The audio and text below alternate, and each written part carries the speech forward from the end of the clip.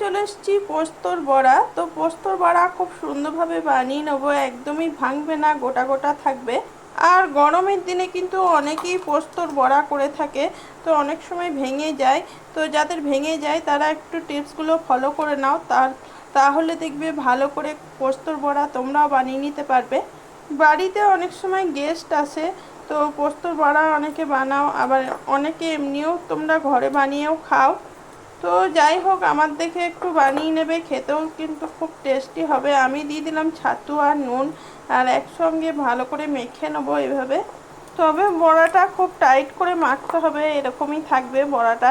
পোস্তর বড়ার বেটারটা এরকম টান টান রাখবে। কালারের জন্য একটু কাশ্মীরি লঙ্কা গুঁড়ি দিয়ে দিলাম, আবারও ভালো করে মেখে নেবো এটা।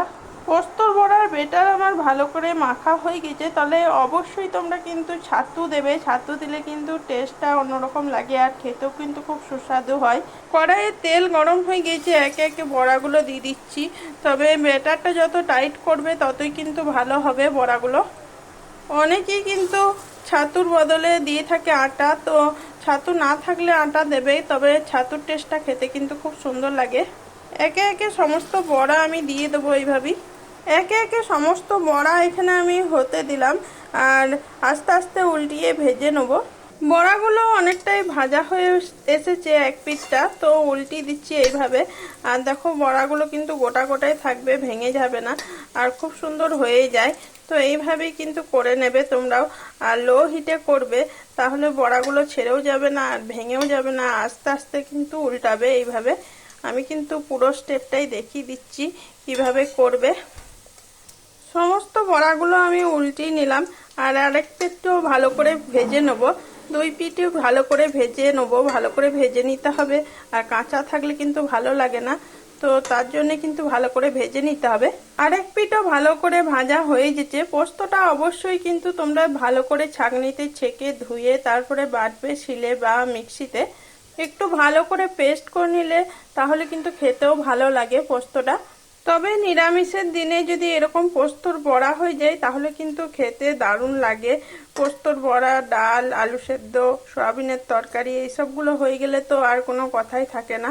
আমি কিন্তু আজকে করেছি ডাল, আলু পোস্ত করি নাই আজকে, ওই জন্যই পোস্তর বড়া করে নিলাম। আর সয়াবিনের তরকারি করেছি, চাটনি করেছি, এইসব করেছি। যাই হোক, দুই পিঠই আমি আস্তে আস্তে উল্টি পাল্টি ভেজে নিলাম। এবারে বড়াগুলো একটা বাটিতে তুলে নেবো। পোস্তর বড়া কিন্তু আমার ভালোভাবেই রেডি হয়ে গেছে, আর দুই ধারই কিন্তু ভালো করে দেখো ভাজা হয়ে গেছে। খুব সুন্দর হয় এই বড়াগুলো, খেতেও কিন্তু দারুণ লাগে। তো বন্ধুরা, সবাই এইভাবেই কিন্তু বানিয়ে নেবে, তাহলে তোমাদের পোস্তর বড়াটাও কিন্তু এরকম গোটা গোটা থাকবে আর খুব সুন্দর হয়ে যাবে। দেখি নিশ্চয়ই বুঝতে পারছো খুব সুন্দর হয়েছে। আর যদি গরম ভাতে এরকম পোস্তর বড়া থাকে তাহলে কিন্তু দারুণ লাগে খেতে। যারা খাও তারা তো জানোই কেমন লাগে পোস্তর বড়া খেতে। তবে অনেক সময় পোস্তর বড়াগুলো ভেঙে যায়। আমার মতন এরকম টিপস ফলো করে করবে, তাহলে তোমাদের বড়াগুলো গোটা গোটা থাকবে। এখানে দেখো আমি 8টা বড়া করেছিলাম, তো 8টাই কিন্তু রয়েছে, আর একটাও কিন্তু ভাঙে নাই। তো আশা করি সবাই বুঝে গেছো, আর সবাই এরকমভাবেই করে নেবে।